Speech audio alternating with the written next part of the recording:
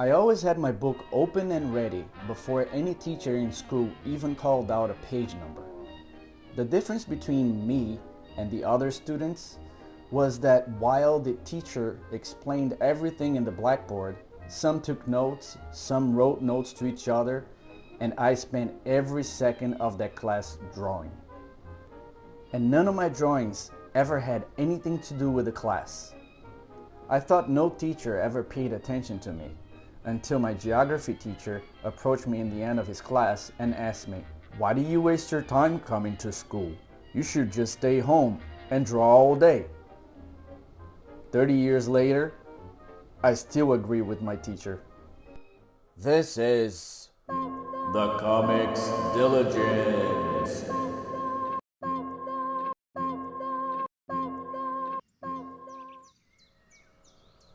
If all you do is write or draw all day, or even just daydream all the time, then comics may just be the creative outlet for you.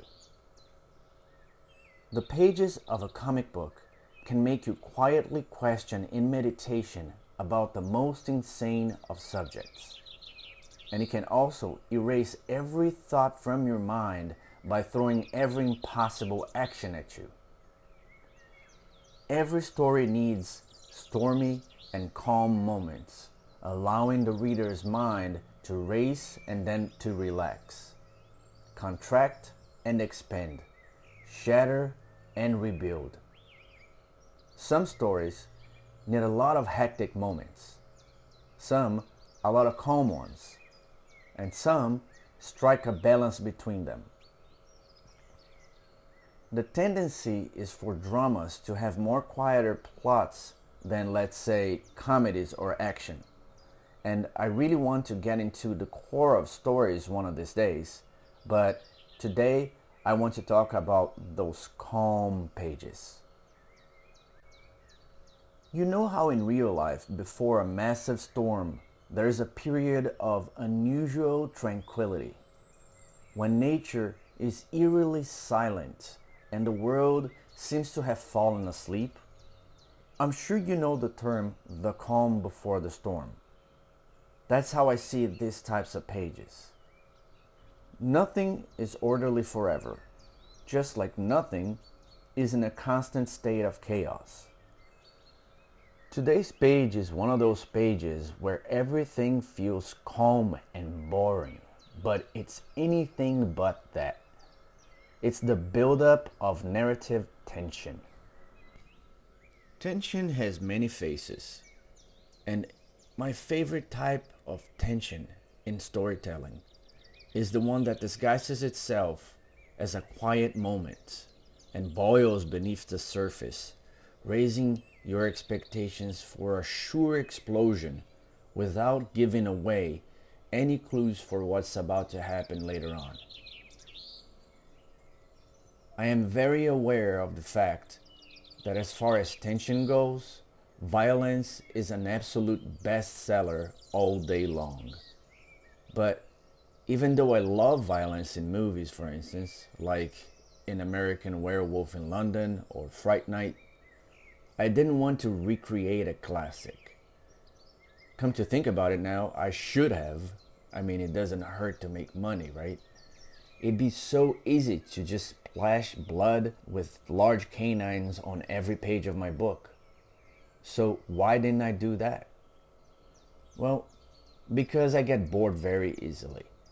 If I can't see a purpose behind what I'm doing, I just give up. And I didn't want to give up.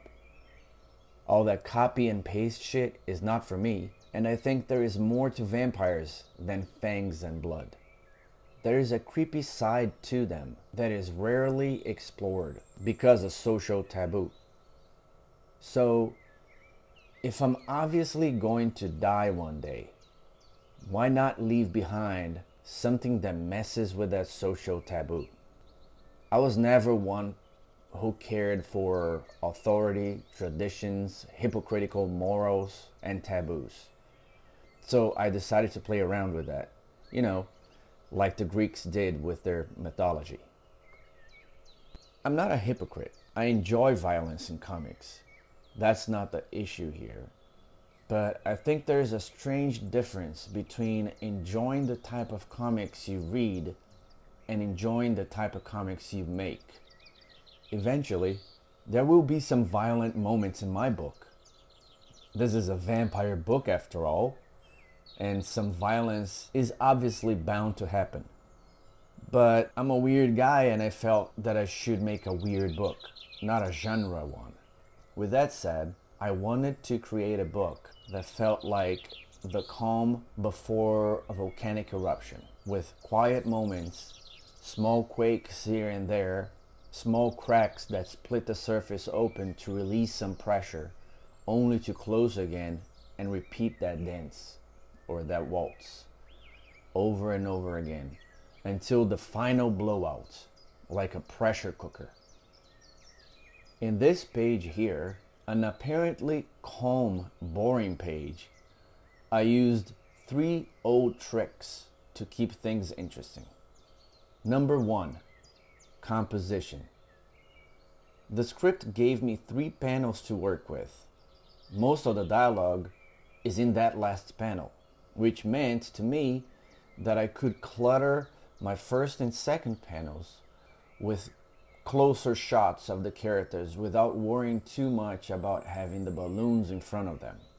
I think that when a dialogue balloon is placed in front of a character, it just kills the panel, plain and simple. Because the balloon itself becomes unnecessarily distracting. I see that a lot in comics, and I think that's a sign of laziness. But I also know a bunch of people who don't care about having a balloon on top of their character. So in my opinion, if you can avoid this kind of stuff from happening, you should. But if you don't care about it, fine. I'm thinking ahead, and thinking ahead, I can leave plenty of space for dialogues in my third panel. Number 2, depth perception. That trick actually involves 3 things. The 3 planes of depth. 1, the foreground. 2, the middle ground. And 3, the background. Keeping those 3 planes clearly separated from each other is a very basic and useful technique that makes any dialogue-oriented sequence a little more interesting, because you are literally bringing visual depth into your page. The background I need to create for this page is the interior of a huge mansion, almost a small palace.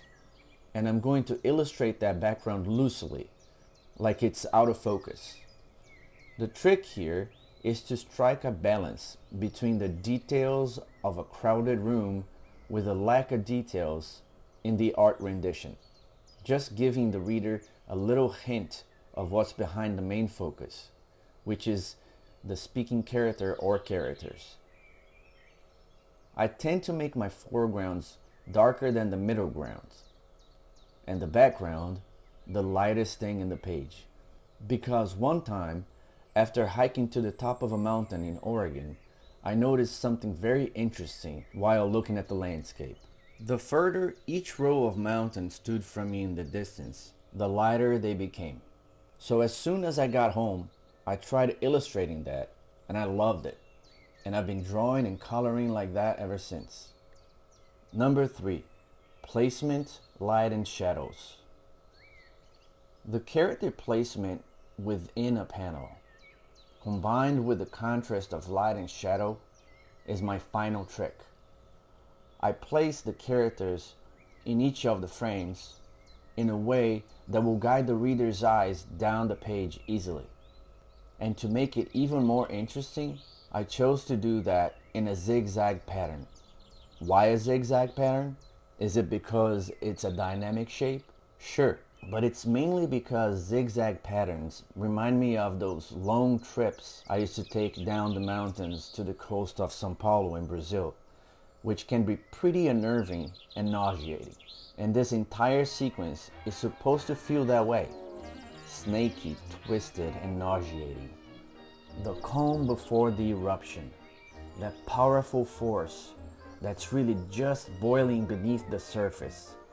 Ready to blow up in your face when you least expect it.